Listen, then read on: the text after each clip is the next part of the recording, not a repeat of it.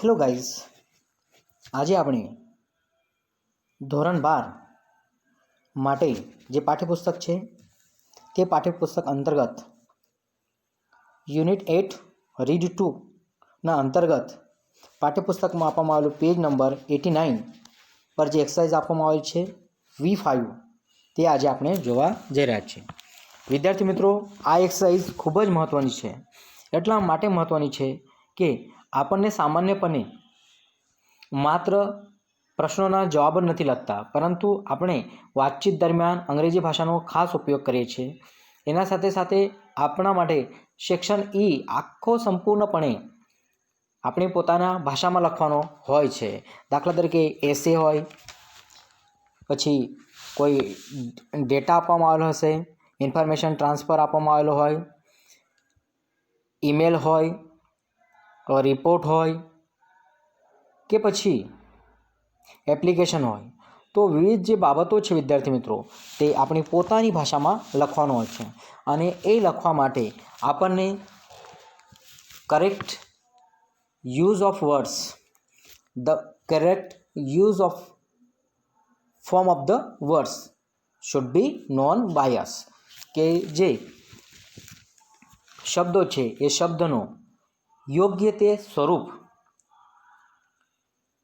મૂકવું કે એ યોગ્ય તે સ્વરૂપનો ઉપયોગ કરવો એ આપણને આવડતું હોવું જોઈએ. તો this exercise is especially for that one, and also this exercise is useful in section B, question number 30 to 32. તો 30 થી 32ની જે એક્સરસાઇઝ છે, ખાલી જગ્યા આપવામાં આવેલી હોય છે, તેના માટે પણ એટલી જ મહત્ત્વની છે. તો વિદ્યાર્થી મિત્રો, આજે આપણે આ એક્સરસાઇઝ હવે જોવા જઈ રહ્યા છીએ. તો તમે જોશો તો શરૂઆતમાં લખવામાં આવેલું છે કે એ પેટ્રિયટ ખાલી જગ્યા છે person is one who has deep feeling of ખાલી જગ્યા પેટ્રિયટ, પછી ફૂલ સ્ટોપ છે. તો તમે જોશો અ પર્સન લખેલું છે, પર્સન વ્યક્તિ. તો પેટ્રિયોટિક પર્સન એટલે પેટ્રિયોટિક એડજેક્ટિવ એન્ડ નાઉનનું કોમ્બિનેશન થશે વિદ્યાર્થીઓ. A patriotic person is one who has deep feeling of patriotism, કે જેને ખૂબ જ ઊંડી દેશભક્ત એ વ્યક્તિ છે કે જેને દેશભક્તિ પ્રત્યેની બહુ જ ઊંડી લાગણીઓ હોય, એનામાં બહુ જ લાગણીઓ ભરાયેલી હોય, તો તે વ્યક્તિને પેટ્રિયોટિક કહી શકાય. હવે અહીં લખેલું છે કે patriotic person is one who has deep feelings of patriotism, કે જે દેશ પ્રત્યેની જે ભક્તિ છે એ વ્યક્તિને કહી શકાય કે જે વ્યક્તિ પાસે ભક્તિ દેશ પ્રત્યેની ઊંડી લાગણી હોય કે ભાવનાઓ હોય. His heart is field up with love for his country. અને તેનું જે હાર્ટ છે, તે હાર્ટ શું હોય? તો તેનું હૃદય હંમેશા શાનાથી ભરાયેલું હોય? With love for his country, તેના દેશ માટે.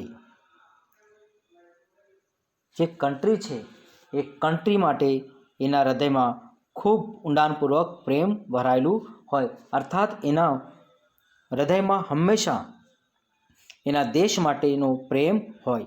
If we look at the history of the world, જો આપણે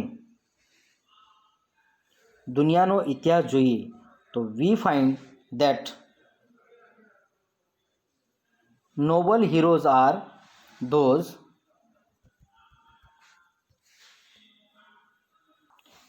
જો આપણે જોઈએ તો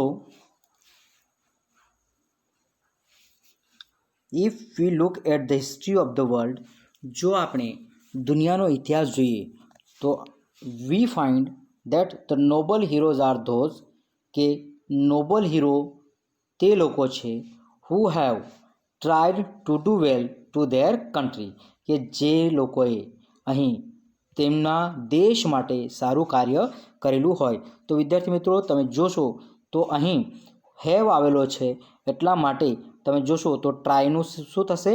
ટ્રાઇડ થઈ જશે, કારણ કે હેવ આવેલો છે એટલા માટે ટ્રાયનું ટ્રાઇડ થશે। અને આપણે જાણીએ છીએ કે જે દાખલા તરીકે કોઈ શબ્દ હોય તો જે શબ્દના છેલ્લો અક્ષર વાય હોય અને એના આગળનો શબ્દ કોન્સોનન્ટ હોય તો એ વાયનો આઈ કરીને ઈડી લગાડવામાં આવે છે।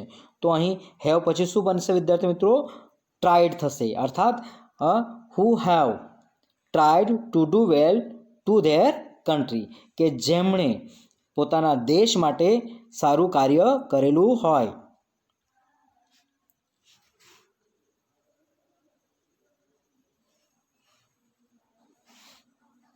and died for their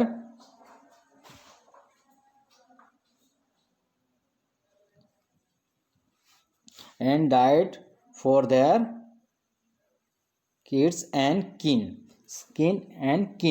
અને કે છે કે જે તેમના દેશ માટે મૃત્યુ પામ્યા હોય। ડિયર એન્ડ નિયર હીરોઝ, કે જેઓ એમના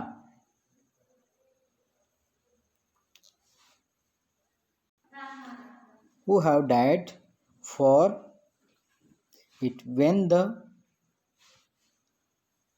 who have tried to do well to their country and who have died for it when the needs has arisen, જ્યારે એની જરૂરત ઊભી થઈ હોય તો અહીં પાછું હેઝ આવેલું છે એટલે હેઝ આગળ જે અરાઇઝ વર્ડ છે એનું પીપી થશે વિદ્યાર્થી મિત્રો, એટલે એનું શું થશે? અરાઇઝન થઈ જશે। For it when the needs has arisen, men fought and died for their kith and kin। હવે અહીં લખવામાં આવેલું છે કે માણસો આવ્યા ત્યારથી લડતા રહ્યા છે, કોના માટે? તો તેમના ડિયર એન્ડ નિયરર જે લોકો છે, કીથ એન્ડ કિન આ વર્ડ યુઝ કરવામાં આવે છે વિદ્યાર્થી મિત્રો, કે જે લોકો એમના નજદીકના છે અને વહાલા છે એમના માટે સદીઓથી લડતા આવ્યા છે। ફોર, હવે અહીં હીઝ લખવામાં આવ્યું છે વિદ્યાર્થી મિત્રો, તમે જોશો તો અહીં આગળ જે વર્ડ ઉપર સેન્ટેન્સના ઉપર જોશો તો મેન લખેલું છે, MEN મેન લખેલું છે અને નીચે હીઝ લખેલું છે। તો અહીં મેન છે, બહુવચન છે, એટલે અહીં હીઝનું શું થઈ જશે વિદ્યાર્થી મિત્રો? ધેર થઈ જશે, THEIR ધેર થઈ જશે। ફરીથી રિપીટ કરું છું કે ઉપર ધેર લખવામાં આવેલું છે, ઉપર મેન લખવામાં આવેલું છે, MEN મેન, અને મેન એ બહુવચન છે, MAN મેનનું બહુવચન છે, અને અહીં નીચે ફોર પછી ખાલી જગ્યા છે ને હિઝ રિલિજન છે, તો અહીં હિઝનું શું થઈ જશે વિદ્યાર્થી મિત્રો? ધેર થશે, એ યાદ રાખશો, જે અહીં સાચો જવાબ એનો ધેર આવશે। તો four there religion, but the greatest heroes have always been, હવે તમે જોશો વિદ્યાર્થી મિત્રો હેવ આવેલો છે, હેવ પછી અહીં બી છે, એનો અર્થ શું થાય છે કે અહીં પીપી મૂકવાનું છે, તો બીનું પીપી શું થશે? બીન। તો the greatest heroes have always bin, but the greatest heroes have always been those who have risked their lives in the defense of their country। હવે અહીં લખેલું છે રિસ્ક, હવે અહીં પીપી આવેલો છે તો સ્વાભાવિક બને જ those who have risked, તો અહીં પણ પાછું પીપી આવશે વિદ્યાર્થી મિત્રો, એ તમારે યાદ રાખવાનું રહેશે। રિસ્કનું શું થશે? પીપી થઈ જશે રિસ્કડ, કે જેમણે ફરીથી those who have risked their lives in the defense, કે જે લોકોએ પોતાના જીવનનું રિસ્ક ઉઠાવ્યું છે, શાનામાં? તો ડિફેન્સ કરવા માટે, ધેર કન્ટ્રી, કે તેમના જે દેશ છે એ દેશને બચાવવા માટે એમણે જે લોકોએ પોતાના જીવનનું રિસ્ક ઉઠાવ્યું છે। Whenever a conqueror has tried to whenever a conqueror has tried, હવે તમે જોશો તો હેઝ ટ્રાઇડ પછી ટુ મૂકવામાં આવેલું છે, તો અહીં ટુ મૂકવામાં આવેલું છે તો એનો અર્થ એવો થાય છે વિદ્યાર્થી મિત્રો, તો અહીં આપેલો જે વર્ડ છે એનું શું બનશે, વર્બ ફોર્મ બનશે, તો સ્લેવનું શું થઈ જશે, એનસ્લેવ થઈ જશે. તો whenever a conqueror has tried to enslave a country, કે જ્યારે કોઈ પણ કોન્કરર કે જે લોકો ઇન્વેડર છે, કે જે લોકો વિજેતાઓ છે, કે જેમણે જ્યારે દેશના લોકોને ગુલામ બનાવવાનો પ્રયત્ન કર્યો છે, people have stood up to defend the મધરલેન્ડ, અને ત્યારે લોકો પોતાના દેશને રક્ષણ માટે, પોતાના દેશના બચાવ માટે ઊભા થયા છે.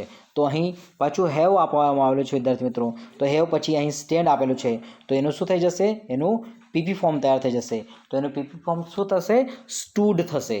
તો ધીસ ઇઝ ધ એક્સરસાઇઝ. વિદ્યાર્થી મિત્રો, આઈ હોપ તમને આ એક્સરસાઇઝ સમજણ પડી હશે, કારણ કે આ એક્સરસાઇઝમાં એવી કોઈ પણ શબ્દનું યોગ્ય કોન્ટેક્સ્ટ ત્યારે જ થાય છે, એના શબ્દ પ્રયોગ, જે શબ્દ પ્રયોગ છે એના પરથી જ એ નક્કી થાય છે કે એનું કયું સ્વરૂપ મૂકવામાં આવશે.